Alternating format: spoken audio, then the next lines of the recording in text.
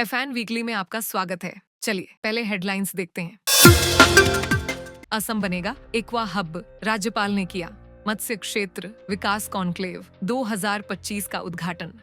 गुजरात बना सबसे लंबा समुद्र तट वाला राज्य, नई तकनीकों से बड़ी तटरेखा की सटीक माप। सी फूड एक्सपो ग्लोबल 2025 में बार्सिलोना में भारतीय पैविलियन का भव्य उद्घाटन, भारतीय सी फूड उद्योग ने दिखाया वैश्विक प्रभाव। यूपी में मछली पालन को बढ़ावा, मत्स्य मंत्री ने दिए जागरूकता अभियान तेज करने के निर्देश। अब बढ़ते हैं प्रमुख खबरों की ओर।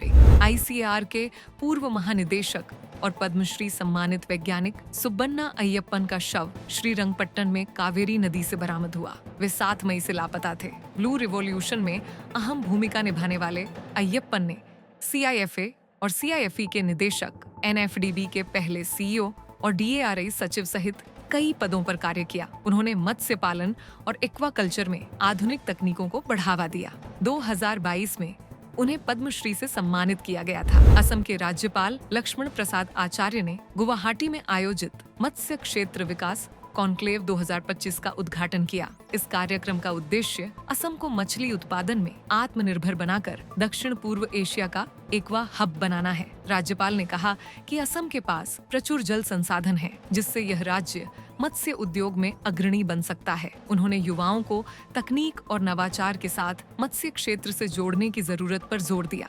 पीएमएमएसवाई, ब्लू रिवॉल्यूशन, एफआईडीएफ और राज्य की घर घर पोखरी, घर घर माछ जैसी योजनाओं की सराहना करते हुए उन्होंने कहा कि प्राचीन देशी प्रजातियों को बढ़ावा देना जरूरी है। राज्य के मत्स्य मंत्री कृष्णेंदु पॉल ने 2030 तक 7 लाख टन मछली उत्पादन का लक्ष्य रखा है और चाय बागानों, बीलों और वन जल स्रोतों के उपयोग पर भी बात की। ये कॉन्क्लेव असम को एक्वा पावर बनाने की दिशा में अहम कदम है। जालुकी, नागालैंड 7 मई 2025। पेरेन जिले के जलुकी टाउन में 7 मई को रेहांगी कॉन्फ्रेंस हॉल में 2 दिवसीय किसान प्रशिक्षण कार्यक्रम आयोजित किया गया। इसका उद्देश्य पारंपरिक से वैज्ञानिक मछली पालन तकनीकों की जानकारी देना और giant fresh water prawn macrobrachium rosenbergii पालन को बढ़ावा देना था। कार्यक्रम का आयोजन ATMA, fish farmers interest group FIG और मत्स्य पालन विभाग के सहयोग से किया गया। कोलकाता के कुमार हैचरी के प्रोप्राइटर अभिजीत कुमार कोले ने तकनीकी सत्र में मछली पालन में जल गुणवत्ता,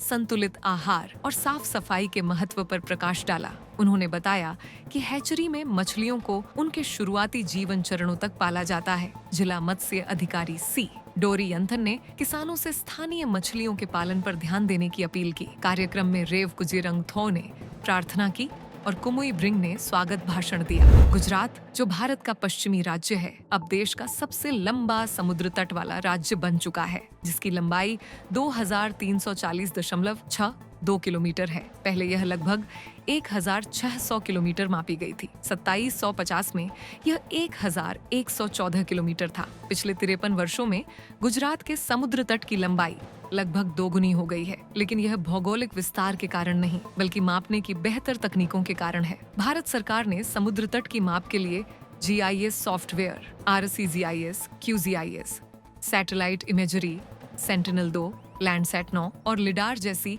आधुनिक तकनीकों का उपयोग किया। इन तरीकों से समुद्र तट की छोटी छोटी विशेषताओं को भी सटीकता से मापा गया, जिसमें खाड़ी, मुहाने और द्वीप भी शामिल हैं। गुजरात के समुद्र तट में खंबात की खाड़ी, कच्छ की खाड़ी और 144 छोटे द्वीप भी शामिल हैं, जिनका समावेश नई माप में किया गया। यह वृद्धि माप की सटीकता को दर्शाती है, न कि भौगोलिक बदलाव को। भारतीय पैविलियन का उद्घाटन sea food expo global 2025 Barcelona, Spain में भारत के मानद consul general Shrimati Arsha N द्वारा किया गया। इस महत्वपूर्ण अवसर पर भारत के सी फूड क्षेत्र के प्रतिनिधि और प्रमुख अधिकारी उपस्थित थे, जिनमें श्री विजय कुमार यारगल, संयुक्त निदेशक एमपीडीए, श्री एस सुब्रमणियन, सहायक निदेशक एमपीडीए, श्रीमती बीबी वीसी, तकनीकी अधिकारी एमपीडीए के एन राघवन, सचिव एसआईआई प्रमुख रूप से शामिल थे। इसके अलावा सह प्रदर्शक निर्यातकों ने भी इस उद्घाटन समारोह में भाग लिया और भारतीय मछली एवं सी फूड उद्योग को वैश्विक मंच पर प्रस्तुत किया।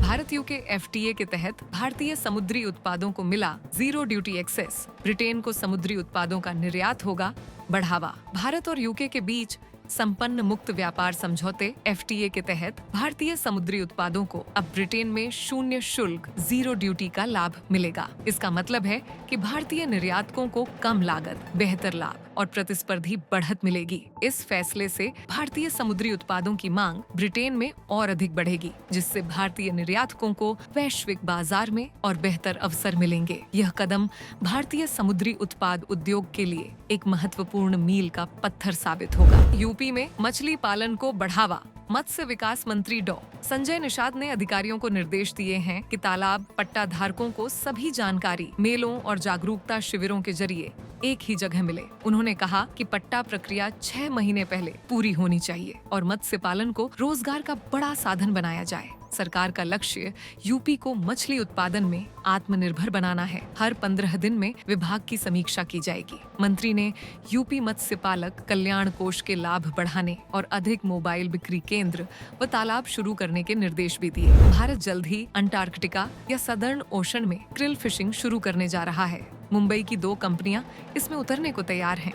क्रिल ओमेगा 3 से भरपूर एक छोटा समुद्री जीव है जो हेल्थ सप्लीमेंट्स और मछली आहार में काम आता है।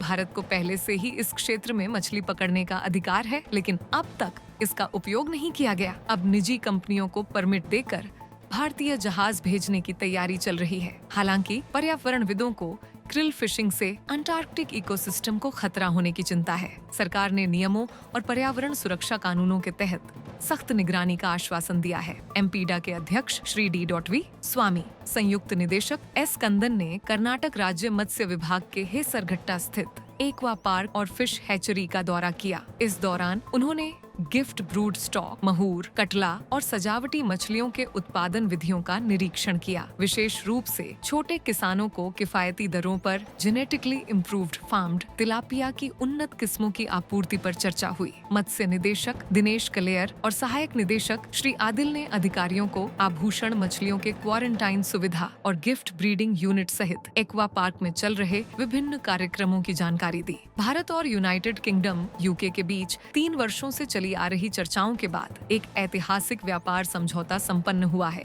जिससे भारतीय सी फूड उद्योग को अंतर्राष्ट्रीय स्तर पर विस्तार का सुनहरा अवसर मिलने जा रहा है। इस समझौते के तहत यूके भारतीय झींगा, प्रॉन्स और मछलियों पर आयात शुल्क को कम करेगा, जिससे ब्रिटेन के बाजार में भारतीय उत्पादों की प्रतिस्पर्धा बढ़ेगी। प्रधानमंत्री नरेंद्र मोदी ने इस समझौते को ऐतिहासिक बताते हुए कहा कि यह दोनों देशों के लिए लाभदायक रहेगा। यूके के प्रधानमंत्री कीयर स्टारमर ने भी इसे द्विपक्षीय आर्थिक विकास के लिए महत्वपूर्ण कदम बताया। वर्ष 2023 में भारत और यूके के बीच 40 करोड़ 56 करोड़ पौंड का व्यापार हुआ था, जिसे ब्रिटिश पाउंड में बदलने पर बटा हुआ था। 2040 तक 75 पाउंड 50 बिलियन तक पहुंचाने की संभावना है। उद्योग विशेषज्ञों का मानना है कि यह समझौता खासकर छोटे और मध्यम दर्जे के सी फूड निर्यातकों के लिए एक बड़ा अवसर है, जिससे वे यूके बाजार में अपनी उपस्थिति सशक्त कर सकेंगे और वैश्विक प्रतिस्पर्धा में अपनी पकड़ मजबूत बना सकेंगे। अपडेट्स के लिए फॉलो करें फिशरी न्यूज।